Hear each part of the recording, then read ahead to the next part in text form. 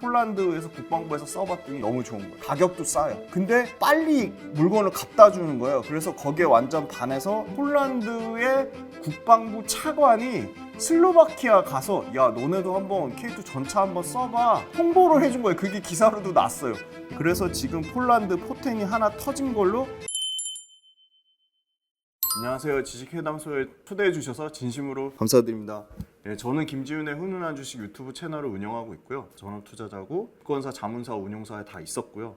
그리고 지금은 오프라인 강연 사업을 하고 있습니다. 그래서 매달 한 달에 한 번씩 서울, 지방 어디든지 불러주시면 오프라인으로 강연 사업을 하고 있고, 그 다음에 이제 빌리언스 캠퍼스라는 구독 모델을 운영하고 있습니다. 그래서 구독 모델도 많은 관심 부탁드리겠습니다. 방산주들이 얼마나 오르는지부터 먼저 체크를 해봐야 될 것 같은데요. 방산주가 코스피 지수가 세계 글로벌 지수 중에 1등 아니면 2등, 1, 2등 왔다 갔다 할 정도로 코스피 지수가 34%나 상승을 하고 있어요. 저희가 오늘 8월 14일 찍고 있는데 8월 14일 장전 기준으로 코스피 34%, 코스닥이 18.6% 올랐는데, 방산주 하나 에어로스페이스부터 방산에 들어가는 부품업체인 현대위아까지 제가 시가총액 1조 넘는 걸로만 탑 10으로 꼽아왔어요. 그 평균값이 132%입니다. 어마어마하죠. 지수, 코스피 지수의 약 4배 정도 나는 압도적인 상승률을 나타내면서 말씀하신 대로 방산주가 완전히 주도주의 위치를 차지하고 있다. 주가가 많이 오른 것도 중요하지만 주가가 어느 위치에 있는지도 상당히 중요한데요. DD라고 하는 거는 드로우다운이라고 최고점 대비 현재 주가가 얼마나 빠져 있냐입니다. 근데 그게 평균값이 24%니까 여기 보시면 뭐 풍산 같은 거 최고점 대비 29% 빠졌고, 현대위아 같은 경우도 최고점에서 64%, 엄청나게 많이 빠진 것들 평균값이 24%니까 그 말은 무슨 말이냐면 하나 에어로스페이스나 현대 로템이나 LIG 넥스원이나 시장을 주도하는 방산주는 다 최고점에서 20% 미만이라는 얘기입니다. 여기 표에도 하나 에어로스페이스는 최고점에서 15%밖에 안 빠졌고요. 현대 로템도 19%, LIG 넥스원 23%, 다 20%대에 상당히 안정적인 모습을 나타내고 있다.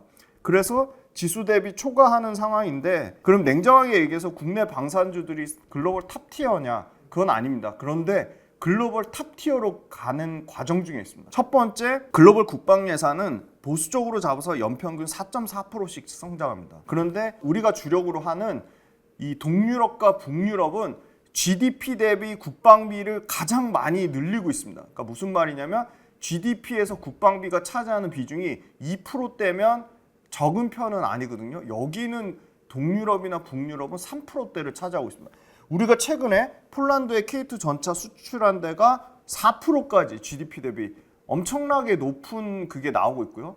그 다음에 우리가 새롭게 뚫고 있는 중동도 GDP 대비 국방비가 4% 정도로 나오고 있습니다. GDP 대비 국방비가 높다는 거는 그만큼 국방 예산에 들어가는 무기를 많이 산다는 거죠. 유럽 포함해서 중동들이. 그런데 유럽에서 또는 중동에서 구입하는 무기들이 독일산, 영국산, 프랑스산인데, 자 여기 보시면 또 재미난 데이터가 있습니다. 독일의 탑티어죠. 레오파드라고 하는 전차가 현대 로템하고 이거 비교를 해놨어요. 캐파가 이 KMW의 레오파드가 전차 한 대를 생산하는데요.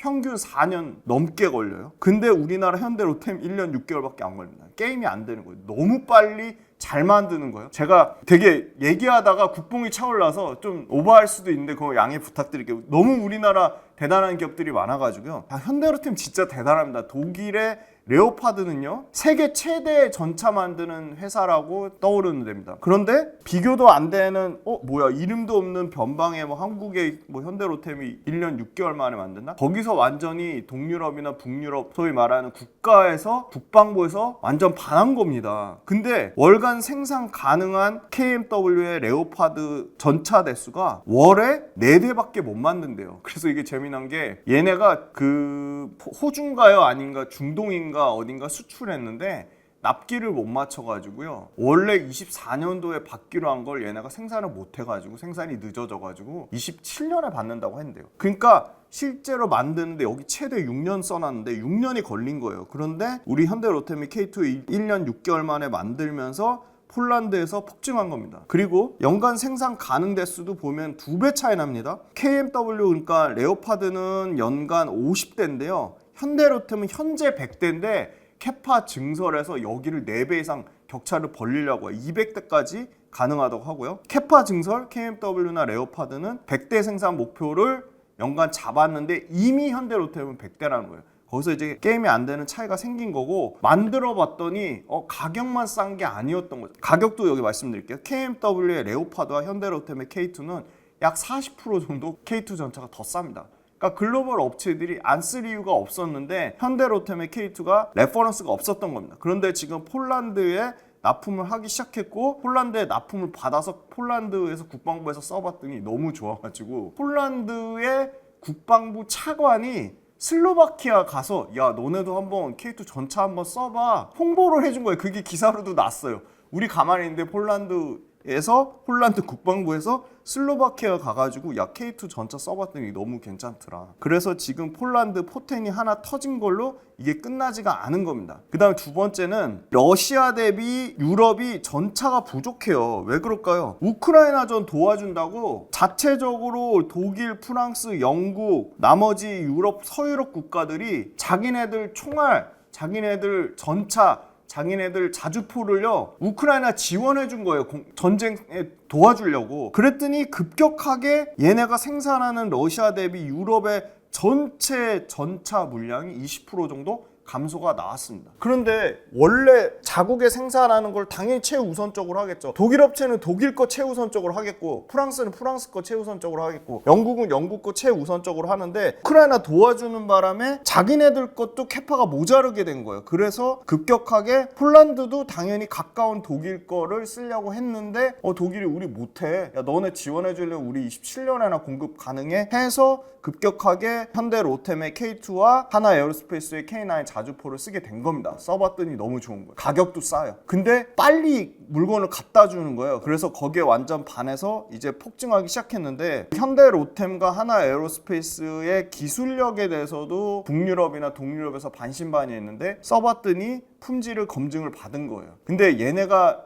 더 감동받은 거는 뭐냐면 빨리도 만들어졌지만 야 우리 예를 들어 200대 생산하는데 80대는 우리나라에서 만들어서 보내고 나머지 100대는 너네한테 기술 제휴도 해주고 자문도 해주고 현지에서 생산하는 거 생산 노하우도 알려주고 현지 생산 체제. 근데 폴란드가 당연히 독일하고 예를 들어 영국 업체, 프랑스 업체한테도 야 너네 좀 일부는 우리 폴란드 와서 좀 생산해주면 안 돼? 요청했겠죠. 거절했어요. 우리나라는 해줬습니다. 물론 그게 독이 될 수도 있어요. 우리나라 기술 유출에 대한 뭐 그런 우려가 있을 수도 있는데, 그러니까 결론적으로 얘기하면 품질도 좋아, 납기도 빨라, 현지 생산해줘. 근데 경쟁업체들 알아서 물건 못 만드는데 생산 캐파 딸린데 경쟁업체들한테 맡겼더니 너무 오래 걸려. 이 모든 것들이 다 조화를 이루는데 정부에서 자꾸 러시아 때문에 불안해가지고 북유럽, 동유럽 국가들이 여기 보시면요. 유럽 동부전선, 그러니까 소위 말하는 나토 국가들, 폴란드만 있는 게 아니에요. 에스토니아, 라트비아, 리투아니아, 루마니아, 불가리아 전부 여기 다 수주 후보국입니다. 슬로바키아, 헝가리, 체코, 핀란드, 스웨덴까지. 이 10몇 개가 넘는 국가들이 다 러시아 때문에 불안한 나라들입니다. 러시아의 위험에 직접적으로 노출된 나라이기 때문에 다 주변에 붙어 있죠. 자, 폴란드 이제 하나 터진 거예요. 그러니까 루마니아, 아까 말씀드린 슬로바키아는 폴란드 국방부에서 알아서 영업을 해줬다. 그래서 이런 나라들한테 현대로템뿐만이 아니라 LIG, 넥스원, 하나 시스템, 하나 에어로스페이스가 다 이런 수주 포텐을 갖고 있다. 그래서 앞으로도 구조적으로 글로벌 안보 위협이 상승하는 국면에 있는 또는 북유럽, 동유럽, 중동 국가들이 GDP 대비 방위비를 늘리는데 무기를 공급해 줄 수 있는 글로벌 업체들이 제한적이라서 계속 현대로템이나 하나 에어로스페이스나 국내 방산 업체들의 주가가 지금까지 굉장히 많이 올랐다. 이런 복합적인 요인이 작용했다. 이렇게 말씀드리겠습니다. 네, 방산주가 지금 보시면 제가 요거 표 만들어 갖고 왔는데요. 주가가 싸진 않습니다. 단기간에 아까 이게 말도 안 되는 거죠. 지금 코스피 지수 대비 4배 이상 올랐잖아요. 그러니까 어느 한 종목이 100% 넘게 오를 수 있는데 평균 132%라는 거는 어마어마하게 오른 거거든요. 그래서 저는 단기적으로는 좀 주가가 밸류에이션 부담 때문에 쉽게 말해서 조정을 좀 많이 거쳐야지 또 올라갈 수 있는 모멘텀이 생기지 않을까 보고 있고요. 하나 에어로스페이스가 올해 기준 27배까지 올라왔고요. 하나오션이 33배. 하나오션 이제 군함을 만드니까 군함 모멘텀으로 이제 이거 방산으로 넣었고요. 그 다음에 현대로템이 그나마 제일 싼데요. 24배입니다. 현대로템도 20배 언더였는데 지금 많이 올라왔어요. 그리고 LIG 넥스원이 지금 35배까지 올라가면서 제일 방산주 이 탑4 중에서는 제일 비싸고요. 하나시스템이 51배입니다. 한국항공우주가 33배. 그 다음에 풍산 역시도 14배인데요. 풍산 이거 10배 미만이었는데 너무 비싸졌고요. 근데 문제는 올해 2차 전지도 잘 나갈 때 2030년 거 밸류에이션 땡겨오듯이 방산도 그러면 내년 거 내후년 밸류에이션 땡겨올 수 있죠. 얼마든 땡겨올 수 있습니다. 왜냐? 내년 내후년에 계속 실적이 좋아질 거니까. 그래서 내년 걸 제가 평균 봤더니 급격하게 떨어져요. 왜냐하면 방산업체들 실적이 좋아져서. 그래서 내년 평균 값을 봤더니 올해 28배가 평균인데요. 내년에 20배까지 떨어집니다. 굉장히 많이 떨어지고요. 하나 에어로스페이스가 20배 미만인 19배까지 떨어지고요. 현대로템이 18배까지 떨어집니다. 그리고 LIG 넥스원도 26배, 하나시스템 33배. 그래서 평균 20배니까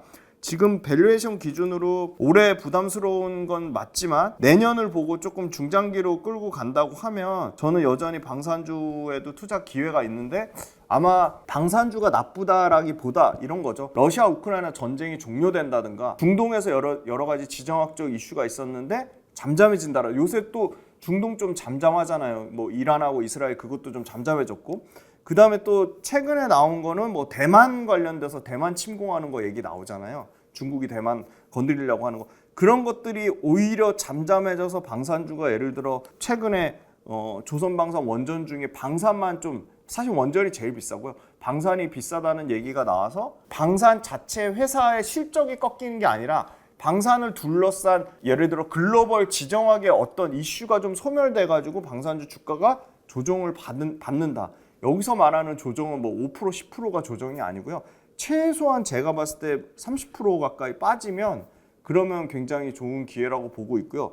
지금 상황에서는 하나 에어로스페이스, 하나오션, LIG 넥스원 모두 부담스럽고 현대로템 정도가 지금 밸류에이션이 제일 싸고요. 풍산은 단순하게 보면 현대로템보다 PER은 낮은데 그럼 풍산이 제일 싼 거 아니냐? 그건 아니고 왜냐하면 풍산은 방산 비중이 전체 매출에서 차지하는 비중이 100%가 안 됩니다. 그러니까 그 풍산이 그 구리를 만드는 게 더 포지션이 커요. 그러니까 방산 매출은 100% 중에 이 포탄 만드는 거는 한 30-40%밖에 안 되니까 저는 풍산보다 완전히 방산에 포커스된 현대로템은 방산이 한 70, 철도사업부가 한 30이거든요. 그러니까 현대로템이 동일하게 방산에 대한 모멘텀으로 보면 훨씬 더 크게 받을 수 있고 밸류에이션도 풍산하고 현대로템은 시가총액 차이가 많이 나기 때문에 시가총액 큰 단에서 보는 게 맞다. 그래서 하나 에어로스페이스, 하나오션, 현대로템, LIG 넥스원 그리고 하나시스템까지 이 5개 중에는 현대로템이 가장 밸류에이션적으로 매력이 있다. 그런데 그 현대로템조차도 최근에는 계속 밸류에이션 비싸다는 얘기가 나오니까 조금 기다리자. 왜냐면 시장이 지금 계속 올라왔으니까 조금 전반적으로 조정이 나오면 방산주도 당연히 조정을 받거든요. 단기간에 너무 많이 올랐기 때문에. 그래서 현대로템 기준으로 보면 지금 실적 계속 어닝 서프라이즈 나오는데 만에 하나 3분기나 4분기 실적이 어닝 서프라이즈가 아니라 실적 컨센서스를 미달하거나 실적 컨센서스보다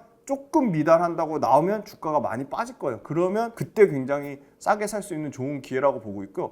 왜 그런 얘기를 하냐면 달바글로벌이나 APR 막 화장품 실적 날라갈 때 실적 좋은 날 막 급등했다가 1분기 때 실적 좋을 때는 막 급등했다가 지금 2분기 때 예를 들어 실적이 500억 이익 나기로 했는데 500억 이익이 100억 줄어서 400억 된 것도 아니에요. 500억 이익 나기로 했는데 예를 들어 470억, 480억, 230억 줄었다고 했는데 주가는 막 20%씩 급락 나와요. 그러니까 그런 기회가 방산도 저는 분명히 올 거라고 보고 있기 때문에 그런 기회를 노려보자. 지금은 조금 조심할 때다. 그렇게 말씀드리겠습니다.